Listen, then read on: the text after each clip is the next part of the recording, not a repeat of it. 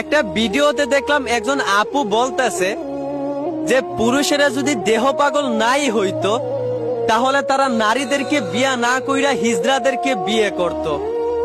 তো ওই শিক্ষিত ভদ্র আপুটার উদ্দেশ্যে আমি বলতে চাই, আপনি যে পুরুষদেরকে দেহ পাগল বলছেন, তো আপনার বাবাও তো একজন পুরুষ।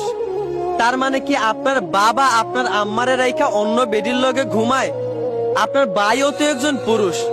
তার মানে কি আপনার ভাইও আপনার বাবিরে রাইখা অন্য মেয়ের লগে ইটিস পিটিস করে?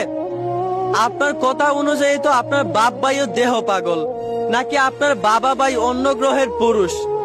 আরে একজন পুরুষ তো একজন নারীকেই বিয়ে করবে, এইখানে দেহ পাগল বলার কি আছে?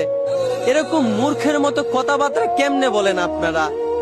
আচ্ছা, আপনি যেহেতু পুরুষদেরকে দেহ পাগল বলছেনই, তো আপনি একটা কাজ করেন, আপনার আম্মারে একদিন প্রশ্ন করেন যে আম্মা, আপনি আব্বারে বিয়ে করলেন কেন?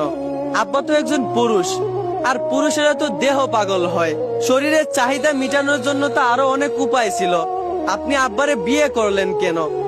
পারবেন আপনার আম্মারে এই প্রশ্নটা করতে? পারবেন আপনার বাবার সামনে গিয়ে বলতে বাবা আপনি একজন দেহ পাগল? পারবেন আপনার ভাইয়ের সামনে বলতে যে ভাই তুমি তো পুরুষ, তুমি তো একজন দেহ পাগল? পারবেন এই কথা বলতে? এই জন্যই বলি কোনো কথা বলার আগে 100 বার বিবেক দিয়ে ভাববেন। শুধু শুধু ফালতু কথা বইলে নিজেকে মূর্খ, অশিক্ষিত, অভদ্র প্রমাণ করবেন না। আশা করি বুঝতে পারছেন। ধন্যবাদ।